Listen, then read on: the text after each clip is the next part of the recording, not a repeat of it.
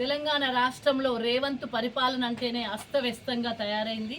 ఎక్కడ ప్రజా ప్రయోజనాల దృష్ట్యా పరిపాలన కొనసాగుతలేదు. కేవలం కక్ష సాధింపుల చర్య మాత్రమే కొనసాగుతుంది. పరిపాలన చేతగాక ఏ విధంగా చెయ్యాలనో తెలియక గతంలో కనీసం క్యాబినెట్ మినిస్టర్గా కూడా చెయ్యని వ్యక్తి ఈరోజు ముఖ్యమంత్రి కావడం వల్ల మరి పరిపాలన దక్షత లేకపోవడం వల్ల ఆర్థిక వ్యవస్థ మీద పట్టు లేకపోవడం వల్ల తెలంగాణ రాష్ట్రాన్ని చిన్నాభిన్నం చేస్తుంది ఈ రేవంత్ ప్రభుత్వం, రేవంత్ గారి పరిపాలన. ఎందుకంటే ప్రతిపక్షాల మీద కక్ష సాధింపు చర్యలు మాత్రం ఘనంగా చేస్తున్నారు తప్ప మరి ప్రజలను ఆదుకునే విధంగా ప్రజా పరిపాలన మాత్రం చేయట్లేదు.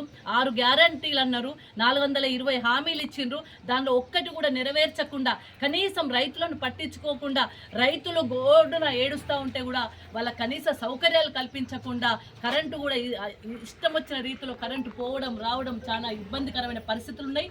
రైతు భరోసా రాలేదు. ఇప్పటికీ రైతు భరోసా ఇస్తా అని చెప్పి డేట్లు మాత్రం మారుతున్నాయి. మళ్ళీ 16 డేట్కు రైతు భరోసా అంటున్నారు. అంటే కేవలం జరుగుతున్న వ్యవస్థను పక్కదారి పట్టించడం కోసం, ప్రతిపక్షాల మీద కక్ష సాధింపు చర్యలు చేయడం కోసం కేవలం మాటలకు మాత్రమే పరిమితమైంది ప్రభుత్వము. గతంలో మరి ఎన్ని ఎకరాలకు వేస్తారో కూడా తెలియదు రైతు భరోసాను. 3 ఎకరాలకే, 2 ఎకరాలకే, 4 ఎకరాలకే అని చెప్పి ఎక్కడ కూడా సవ్యమైన రీతిలో జరగలేదు. అదేవిధంగా రైతు భరోసా లేదు. అదేవిధంగా సన్న వడ్లకు నేను బోనస్ ఇస్తాను ఇప్పటి వరకు దిక్కులేని పరిస్థితి కనబడతా ఉంది. మరి మొన్న తడిసిన వడ్లను కూడా అనేక రకాలైన ఇబ్బందికరమైన పరిస్థితులు వచ్చిన రైతులకు తడిసిన వడ్లను కొనలేదు. రైస్ మిల్లర్స్ ముందట లారీలు ఇంకా పడిగాపులు కాస్తూ ఉన్నాయి. ఇంకా కూడా 50-60 సంచులు ఒక లారీకి కట్ చేసే పరిస్థితి కనబడతా ఉంది. ఇదొక వైపు. ఇంకొకటి కక్ష సాధింపు చర్య. గౌరవ కేటీఆర్ గారి మీద మళ్ళీ నోటీసులు పంపించి మళ్ళీ 16 డేట్ నాడు మళ్ళీ ఆనిషా వాళ్ళ డిపార్ట్మెంట్కి రమ్మని పిలవడం జరిగింది. అసలు ఆడ వినీతే జరగలేదని మొత్తుకుంటుంటే ఇన్నిసార్లు వెళ్ళి వాళ్ళకి అనేక రకాల సమాధానాలు చెప్పినప్పటికీ కూడా అయితే కేసీఆర్ మీద, లేకపోతే కేటీఆర్ గారి మీద, లేకపోతే హరీష్ రావు గారి మీద ఏంది నోటీసులు, ఏంది నీ పరిపాలన, ఏంది ఎక్కడ పోతుంది? ప్రజా ప్రయోజనాలు చూడవయ్యా బాబు, ప్రజల కోసం ఆలోచించు. ప్రజలు ఇబ్బంది పడుతున్నారు.